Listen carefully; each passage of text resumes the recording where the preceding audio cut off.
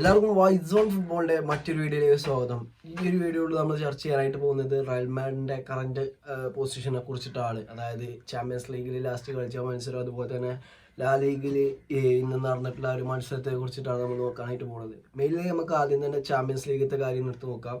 അത് സ്റ്റാർട്ട് ചെയ്തിട്ടുണ്ടായിരുന്നത് ഒബ്വിയസ്ലി നമ്മളെ എംബാപ്പൻ്റെ ഒരു ഗോളിലൂടെയാണ്. ആ ഒരു ഗോളിന് ശേഷം ആ ഒരു ഗോളിനെ കുറിച്ച് പറയുകയാണെന്നുണ്ടെങ്കിൽ അത്രയും പ്രഷറിൽ നിൽക്കുമ്പം ആ ഒരു 10ാമത്തെ മിനിറ്റിൽ തന്നെ റയൽ അവിടെ ലീഡ് എടുക്കാൻ ഞാൻ ഒട്ടും പ്രതീക്ഷിക്കാത്തൊരു കാര്യമാണ്. ഇതൊരു വിന്ന് ഉണ്ടാകുകയാണെന്നുണ്ടെങ്കിൽ സെക്കൻഡ് ഹാഫിലാവും എന്നുള്ള ഒരു ഗോൾ വരിക എന്നുള്ളത് ഞാൻ പ്രതീക്ഷിക്കുന്നത്. പക്ഷേ അവിടെ എംബാപ്പൻ്റെ ഒരു ഇൻഡിവിജ്വൽ ബ്രില്യൻസ് എന്ന് വേണമെങ്കിൽ പറയാം. കാരണം അങ്ങനെയാണ് ആ ബോളിനെ ഒരു ഫസ്റ്റ് ടച്ച് എംബാപ്പെ കൈകാര്യം ചെയ്തത്. അങ്ങനെ 10ാമത്തെ മിനിറ്റിൽ തന്നെ റയലിനെ സംബന്ധിച്ചിടത്തോളം ലീഡ് നേടിക്കൊടുക്കുകയാണ് എംബാപ്പെ. അത്രയും നല്ലൊരു ഗോളായിരുന്നു അത്. അതിനുശേഷം പിന്നെ മാച്ച് എനിക്കൊന്ന് മത്സരത്തിൻ്റെ ലാസ്റ്റ് മിനിറ്റിലാണ് ഡ്രോയിലാണത്. അതായത് ഒരു പെനാൽറ്റി വാങ്ങിങ്ങാണ്ട് 1-1 ഡ്രോയിലേക്ക് പോകുന്നത്. അങ്ങനെ പിന്നെ റയൽ മാഡ്രിഡ് ഇങ്ങനെ 3-2 എന്നുള്ള സ്കോറിനാണ് ആ ഒരു മത്സരം വിജയിക്കുന്നത്. ഇത് എംബാപ്പേൻ്റെ ഞാൻ പറഞ്ഞല്ലോ, എംബാപ്പയ്ക്ക് ശേഷം ഒരു പരിക്ക് വന്ന് കയറി അതിനുശേഷം റോഡ്രിഗാണ് റീപ്ലേസ് ചെയ്തത്. അതിനുശേഷം ഈ ഒരു റയൽ മാഡ്രിഡാണ് സെക്കൻഡ് ഹാഫിൽ ആ ഒരു 55-57 മിനിറ്റിലാണ് ഗോൾ അടിച്ചത്.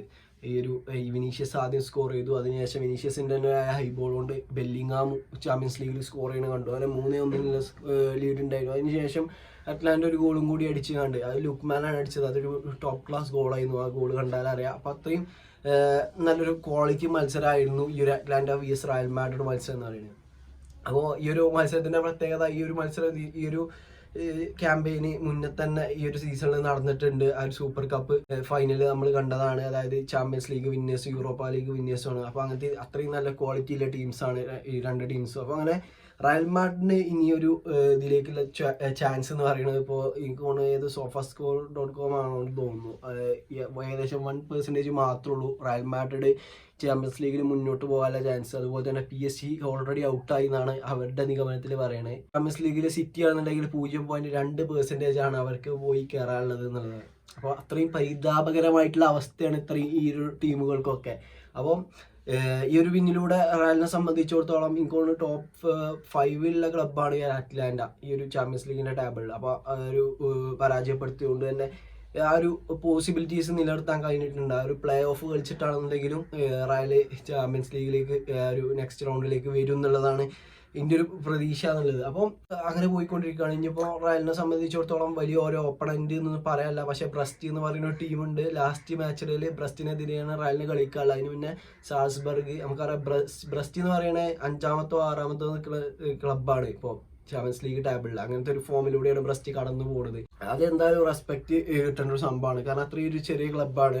ഏകദേശം അവരുടെ ടോപ്പ് ക്ലബിനോടുള്ള മത്സരങ്ങളൊക്കെ കഴിഞ്ഞിട്ടുണ്ടെന്ന് തോന്നുന്നു. ഇനി റയലിനോടൊന്ന് വരാണ്ട്. അപ്പോൾ അതിലെന്താവുന്നുള്ളത് കണ്ടറിയാം. അപ്പോൾ റയലിനെ സംബന്ധിച്ചിടത്തോളം നെക്സ്റ്റ് 2 ചാമ്പ്യൻസ് ലീഗ് ഗെയിംസും ഹോം ഗെയിമാണ്. അപ്പോൾ റയലിന് അഡ്വാൻറ്റേജസ് കൂടുതലാണ്. അപ്പോൾ എങ്ങനെയായാലും ക്വാളിഫിക്കേഷൻ നടക്കുന്നതുകൊണ്ട് ഇനി നമുക്ക് ലാ ലീഗിന്റെ ഗെയിം നോക്കാം. Rayo Vallecano vs Real Madrid. ആ ഒരു മത്സരം എന്ന് പറയുന്നത് ഏകദേശം 3-3 എന്നുള്ള സ്കോറിനാണ് അവസാനിച്ചിട്ടുണ്ടായിരുന്നത്. അതിലൊരു പ്രത്യേകത എന്ന് പറയുന്നത് വല്ലക്കാനോ റയലിനെതിരെ ഫസ്റ്റ് ഹാഫിൽ 2-0 എന്നുള്ള സ്കോറിനും ലീഡ് ചെയ്ത് നിൽക്കുന്ന മത്സരമായിരുന്നു. അതിനുശേഷം ഫസ്റ്റ് ഹാഫിൽ തന്നെ ആ 2 ഗോളുകളും റയൽ തിരിച്ചടിക്കാൻ കഴിഞ്ഞു എന്നുള്ളത് എടുത്തു പറയുന്ന സംഭവം. അതിൽ എടുത്തു പറയേണ്ട ഒരു പോയിന്റ് എന്ന് പറയുന്നതിൽ അതിൽ ആ ഒരു ഗോള് റയലിൻ്റെ സെക്കൻഡ് ഗോള് വരാൻ കാരണം എന്ന് പറയണമെന്നുണ്ടെങ്കിൽ അത് തീർച്ചയായിട്ടും ഈ ഒരു വാൽവർദേൻ്റെ എഫേർട്ടാണ്. നമ്മൾ കണ്ടതാണ് ആ ഒരു മൂമെൻറ്റിൽ അത്രയും ഇതിൽ വാൽവർദേൻ്റെ ഒരു ലോങ് റേഞ്ച് ഗോൾ. ഇപ്പോൾ ഈ ഒരു സീസണിൽ കുറേ ബാങ്ങേഴ്സ് വാൽവർദെ അടിക്കുന്നുണ്ട്. കുറേ ഫ്രീ ഗോളുകൾ കണ്ടു. അങ്ങനെ നല്ല നല്ല ബാങ്ങറായി കണ്ടുള്ള ഗോളുകൾ വാൽവർദേൻ്റെ ബൂട്ടിൽ നിന്ന് പിറക്കുന്നുണ്ട്. ഇപ്പോൾ ഈ സീസണത്തെ ലാ ലീഗത്തെ 4ാമത്തെ ഗോളാണ് വാൽവർദേനെ സംബന്ധിച്ചിടത്തോളം. ഈ സീസണിൽ റയലിന് വേണ്ടി സ്കോർ ചെയ്തിട്ടുള്ള ഫസ്റ്റ് താരം വാൽവർദേനെയാണ്. അങ്ങനെ സ്റ്റാർട്ട് ചെയ്തു. പിന്നെ റോഡ്രിഗോന്റെ ഒരു ക്രോസിൽ നിന്ന് ബെല്ലിങ്ങാമിന്റെ ഹെഡിലൂടെ ഒരു ഗോൾ വന്നു. അങ്ങനെ 2-2 അവസാനിച്ചു. അതിനുശേഷം ഈ ഒരു സെക്കൻഡ് ഹാഫിൽ വന്നപ്പോൾ ഏകദേശം 50-57 മിനിറ്റിൽ തന്നെ ഈ ഒരു റോഡ്രിഗോന്റെ ഒരു ഷോട്ട് റിഫ്ലക്ഷൻ ഉണ്ട്. പക്ഷെ അത് റോഡ്രിഗോ അടിച്ച ഗോളാണ്. അത് ഓൺ ടാർഗറ്റിലേക്ക് പോകേണ്ട ബോളാണ്. പക്ഷെ റിഫ്ലക്ഷനോട് കൂടി റോഡ്രിഗോ ആ ഒരു ഇത് ഗോളാക്കുകയാണ്. അങ്ങനെ നല്ല രസമുള്ള ഗോളായി. അതിനുശേഷം ഈ ഒരു വല്ലക്കാനോ ഒരു ഗോളും കൂടി അടിച്ച് ആ ഒരു ഗോൾ എന്ന് പറയുന്നത് ടോപ്പ് ക്ലാസ് ആയിരുന്നു. അപ്പോൾ അങ്ങനെ 3-3 കളി തന്നെയാണ് നമ്മൾ കണ്ടത്. ഈ ഒരു ഇതിൽ റയലിനെ സംബന്ധിച്ചിടത്തോളം പ്രധാന പോരായ്മ എന്ന് പറയുന്നത് ആ ഒരു റൈറ്റ് ബാക്ക് പൊസിഷനാണ്. ഇപ്പോൾ ലെഫ്റ്റ് ബാക്കിൽ ഫ്രാങ്ക് ഗാർസിയാണ്, പക്ഷേ ലെഫ്റ്റ് ബാക്കിൽ ഒരു മിസ് ഉണ്ട്. പക്ഷേ ഫ്രാങ്ക് ഗാർസിയ കോർണർ കിക്ക് ആക്കിയാണ്ട് ഒരു ഗോള് ഒരു കോർണറിൽ നിന്ന് സ്കോർ ചെയ്തിട്ടുണ്ടായിരുന്നു. പക്ഷെ അതിൽ ഫ്രാങ്ക് ഗാർസിയനെ പറയാൻ പറ്റൂല, കാരണം അത് മൂപ്പർക്ക് എന്താ ചെയ്യാൻ കഴിയുക എന്നുള്ളത് ക്ലിയർ ചെയ്ത് വിട്ടു. അതിനുശേഷം ഡിഫെൻഡ് ചെയ്യണം, ടീം അടക്കമാണ് ഡിഫെൻഡ് ചെയ്യേണ്ടത്. കാരണം അത് ആ ഒരു സിറ്റുവേഷനിൽ ആ ബോള് ഫ്രാങ്ക് ഗാർസിയ ക്ലിയർ ചെയ്ത് വിട്ടതാണ്. പക്ഷേ ഈ ഒരു സിറ്റുവേഷനിൽ റൈറ്റ് ബാക്കിനെയാണ് ഇതാക്കി പറയേണ്ടതാണ് എനിക്ക് തോന്നുന്നത്. പക്ഷേ വാസ്കസ് ആണ്, നമുക്കറിയാം നമ്മുടെ ഒരു ലെജൻഡ് പ്ലെയർ ആണ്. പക്ഷേ ഈ സീസണിൽ കഴിഞ്ഞ സീസണിലൊക്കെ വാസ്കസിന് ഈ കർവാഹലില്ല എന്നുണ്ടെങ്കിലും വാസ്കസ് വന്നാലും വലിയൊരു കുഴപ്പമില്ലാതെ റയൽ മാഡ്രിഡിനെ പിടിച്ചിരിക്കാൻ കഴിയും. ഈ കർവാഹൽ കുറേ കയറിപ്പോയി കണ്ട് ഇതാകുന്നുണ്ടെങ്കിലും വാസ്കസ് കുറച്ച് ഡിഫെൻസീവിലും ബെറ്റർ ആയിരുന്നു കഴിഞ്ഞ സീസണിൽ. പക്ഷേ ഈ ഒരു സീസണിലത്തെ ഗതി വരുമ്പോൾ വളരെ വളരെ മോശമാണ്. കാരണം സ്പേസ് ഈ ഒരു ഓപ്പണന്റിന് ആ ഒരു റൈറ്റ് ബാക്കിൽ റൈറ്റ് വിങ്ങിൽ കിട്ടുന്ന ആ ഒരു സ്പേസ് മുതലെടുക്കാൻ കഴിയുകയാണെന്നുണ്ടെങ്കിൽ അതില്ലാന്നുണ്ടെങ്കിൽ ആ ലെഫ്റ്റ് വിങ്ങിൽ ഓപ്പണന്റിന്റെ ലെഫ്റ്റ് വിങ് ഫോർവേഡായി കളിക്കുന്ന ഒരു പ്ലെയറിന് നല്ല കഴിയുന്നുണ്ടെങ്കിൽ ഒരു ഗോൾ സിമ്പിളായിട്ട് റയൽ മാഡ്രിഡിലേക്ക് അടിക്കുക. അങ്ങനെയാണ്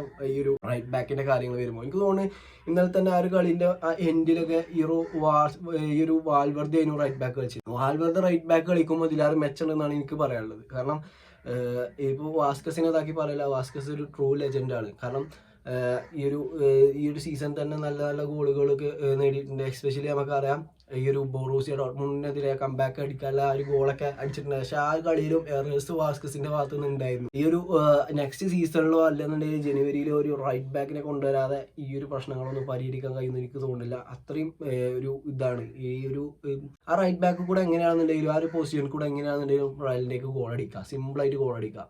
പക്ഷെ അതുപോലെ തന്നെ സെറ്റ് പീസിലൂടെയും ഈ ഒരു റയലിന്റെ ഡിഫൻസ് കുറച്ചും കൂടി ക്രഷാണ്.